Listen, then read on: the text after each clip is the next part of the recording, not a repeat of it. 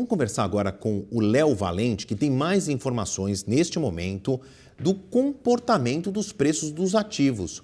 Léo, conta pra gente como é que está a reação dos investidores.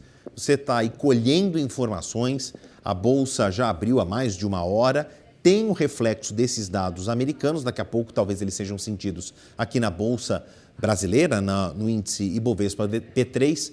Conta pra gente as suas apurações. Bom dia mais uma vez. Oi, Favale, bom dia para você, bom dia para todo mundo. É exatamente isso, a gente está acompanhando a Bolsa, ainda tem uma leve queda, praticamente estável ali, rondando 0,4%, sustentando os 162 mil pontos. Alguns analistas falam que há uma tendência, uma expectativa positiva para a Bolsa brasileira, mas quem vai dar mais informações para a gente e explicar um pouco melhor esse movimento de hoje, também dos próximos dias, é o Igor Rabelo, que é assessor de investimento e sócio aqui da Valor Investimentos, que vai explicar um pouco para a gente o que está dominando, né? O que os investidores, o que o mercado está observando nesse dia de hoje nas decisões de investimentos. Igor, bom dia, obrigado por estar conversando aqui com a gente mais uma vez. A gente acabou de ver, né, o resultado da inflação lá dos Estados Unidos. Existe uma expectativa sobre a decisão do Fed, mas já quase 100%, né, das pesquisas lá nos Estados Unidos apontam que essa decisão deve ficar mais para o futuro. Como é que está hoje o ânimo do mercado com isso em relação ao que vem de fora e o que está movimentando aqui a nossa Bolsa nesses primeiros dias do ano? Bom dia. Bom dia, Léo. Bom dia, Marcelo. Bom dia a todos que nos acompanham. Obrigado pelo convite, é um prazer estar aqui. Bom, em 2026, a nossa Bolsa, as bolsas globais e a Bolsa aqui no Brasil seguem um clima de bom humor, né? O mundo segue em trajetória de queda de juros, salvo algumas exceções, alguns lugares que isso está um pouco adiado, como nos Estados Unidos, mas a trajetória é de queda e isso é bom para as bolsas, né? Inclusive, Wall Street está com um grande ânimo para 2026, visto a quantidade de IPOs que a gente tem para acontecer ainda nos próximos meses e anos, né? É esperado aí o IPO da SpaceX, é esperado o IPO da OpenAI, do ChatGPT, né, da ByteDance, que é responsável ali pelo TikTok. Então o clima é de bom humor. Dado esse contexto mais geral, a gente tem aquela volatilidade natural de curto prazo, principalmente com os acontecimentos, os eventos geopolíticos que começaram a acontecer em 2026, em questão de inflação. E aí, comentando os dados do CPI dos Estados Unidos, que acabou de sair, saiu essa manhã, né, saiu 0,2, veio um pouquinho abaixo ali do 0,3, que é esperado, mas um acumulado, né, dos últimos 12 meses aí veio dentro do esperado, que é de 2,7%.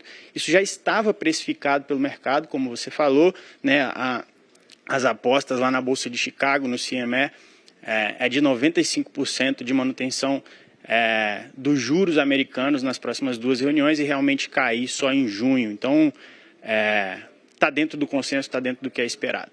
Fora isso, né, fora do esperado, tem também o fator inesperado e também de receio, né, que é essa tensão existente entre a Casa Branca e o Federal Reserve, entre o presidente dos Estados Unidos e o presidente do Banco Central norte-americano, Jerome Powell, que revelou, né, ter sido alvo de intimações. Tudo isso também acaba entrando no cálculo desse risco dos investidores. Sim, exatamente. Aqui no Brasil a gente sentiu mais forte, né? A nossa bolsa caiu ontem.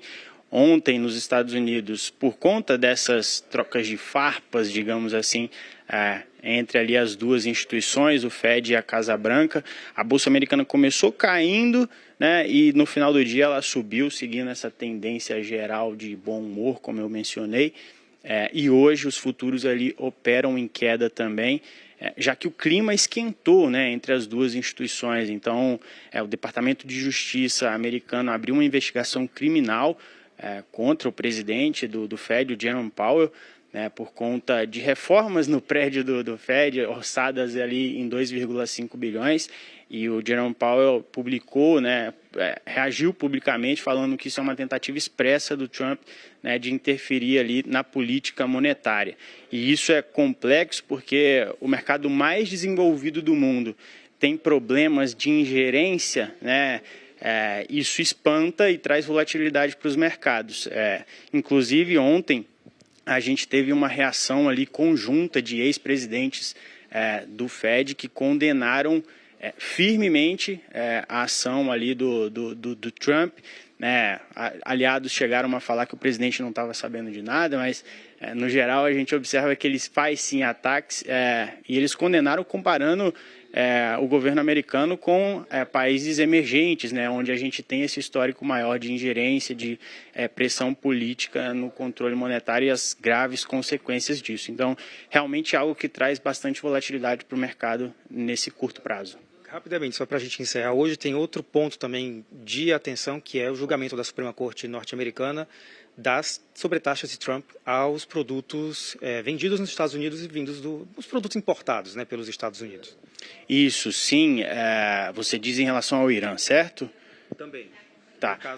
No caso tem a sobretaxa de 25%, mas também há esse julgamento em relação aos produtos norte-americanos. Legal. Desde que o Trump começou ali em abril de 25, né, essa política tarifária, digamos assim, o mundo ficou bem volátil, né? Então, esse julgamento é esperado para acontecer hoje, a gente não sabe o que vai acontecer, mas há fontes que informam que o Trump já há formas de reagir, né, de alternativas para contornar isso, o que com certeza traz mais volatilidade, porque as próprias tarifas trouxeram, vem uma medida judicial para inviabilizar e ele vai tentar seguir com isso, né, porque ele falou na Truth Social ali, que é a rede social dele, né, que o impacto seria bilionário para a economia americana e ele não quer isso.